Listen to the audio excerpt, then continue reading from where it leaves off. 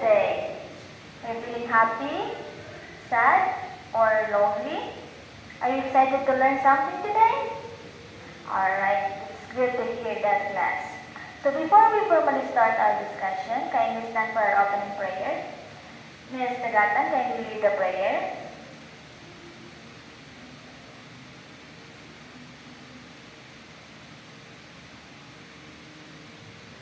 Amen. Alright. So, before you sit down, kindly pick up the pieces of paper under your chair and put it in your bag so that we can start now. Alright, thank you so much. So, let's check your attendance first. Aguilar, present. Amora, alright. Bacchus, present. Caleo, okay. Domingo, alright. How about Dunito? Is he around? Okay. Elanyosa, Advan, alright, that's good. You are all here in our class today. You're all present.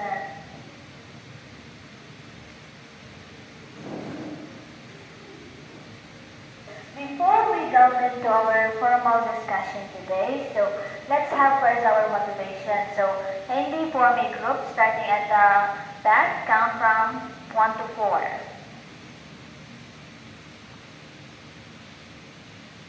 Okay, so the last number is number 3. So, kindly go to your respective group and form a circle, please. Alright, so lesson for the instructions I will be given.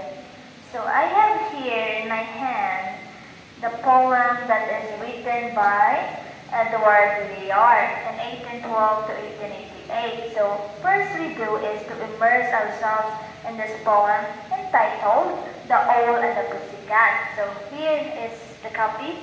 Kindly get group 1. Okay, group 2. Where's the group 3? Can you get it? And lastly, the group 4. Okay. So what we're going to do is to read the poem silently. Okay? I will be given you 5 minutes to read the poem silently.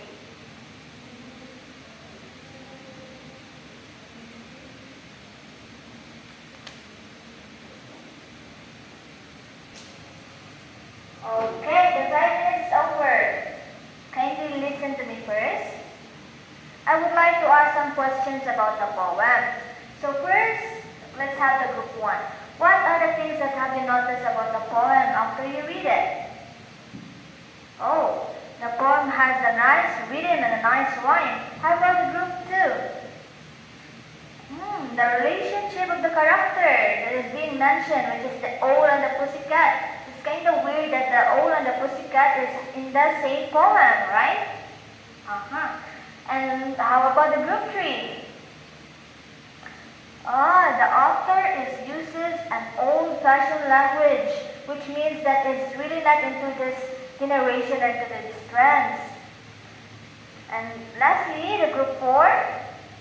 The poem is kind of weird and a little bit funny, right? Okay. So before we jump into our discussion, let's have first our learning objectives. So first, at the end of the lesson, the students will be able to identify the acronym, clipping, bending words from a text. Second, we'll form the given samples and explain why that or where does it belong. And lastly, the students will be able to construct a short dialogue applying the samples being collected. Okay. Alright, so now let's have our discussion. So I have here our lesson for today. Alright, so I have here our lesson for today. So our topic will be all about ta-da! So wait, let me move the table first so that you all be able to see the instructional materials that I have prepared for all of you. So here, we'll be talking about the morphological process. So when we say morphological process, the definition of it refers to the way words are formed and modified to convey different meanings. It also involves the study of word structure, including the roots, prefixes, suffixes, and other elements that contribute to word formation. So we all been discussing the prefixes and suffixes last time, right? Okay.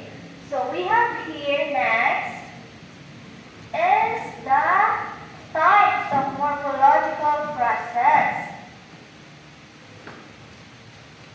Wait. Okay. Here, the types of morphological process. First things first is the clipping. When we say clipping, it involves reducing a word to a shortened form while retaining its original meaning. So it means that the clipping is a very lazy one because, you reduce some word and able to make it shorter. That's right. So one of the good example of clipping that can be seen here in our school is our gymnasium.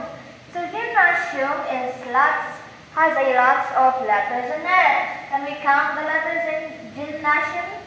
So first is J, Y, M, N, A, S, I, U, M. So it means that the gymnasium has 9 letters. To enable to make it shorter, the gymnasium will be cut into the gym word. It means that the 9 letters will be now, it has 3 letters. Alright. So next is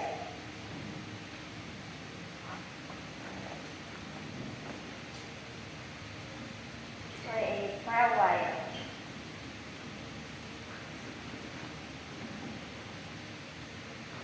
Second one, we have here the blending.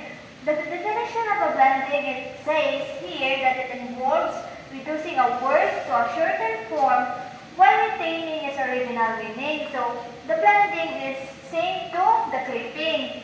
It's kinda lazy at the same time. But the difference between clipping and blending is that blending is still retaining its original meaning. So I have here an example. So let's just say breakfast and then lunch. So breakfast and lunch is you will be combined that 2 words is equal to brunch. So for example, we have our brunch earlier at the hotel.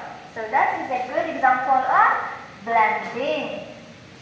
So next is acronyms. Acronyms involves forming a new word from the initial letters of a phrase or a name. So for example, we have here our own school, our loud and proud own school, which is the MCC, which means M stands for Mandaue, C stands for city, and another C stands for college. So that's how acronym works in a sentence. What another more examples of acronym? Oh, the DOH, DPWD. How about DSWD? Alright, that's good. So next is the number 4 example of morphological process is the compounding. When we say compounding, it involves combining 2 or more words to create a new word. Meaning that compounding is not lazy, so it has a more letters in it. For example of compounding is we have here the word common. The word common is added with the word wealth, which is, the result is commonwealth. So we all been immersed with this kind of words whenever we watch go to our Facebook scroll talking about politics. Alright, so number 5 is the folk etymology.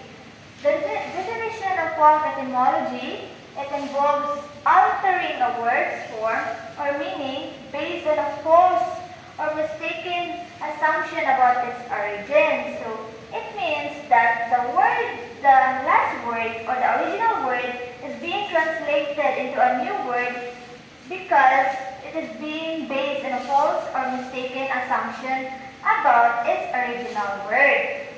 So we have here example.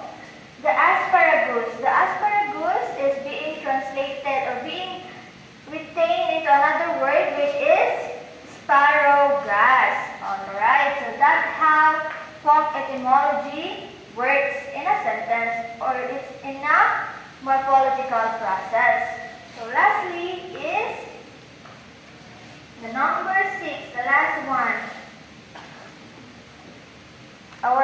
It's related to our topic last time about the prefixes and suffixes. So it's here.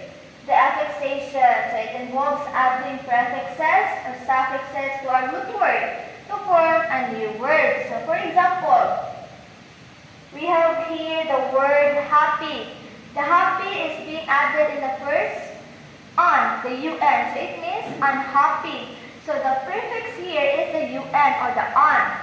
And next is the teacher. The word teach is being added the word er, which means that teacher, the result is teacher. So it means that the word er here is the suffix of the word teacher. Alright, so do you guys understand our topic today? That's good.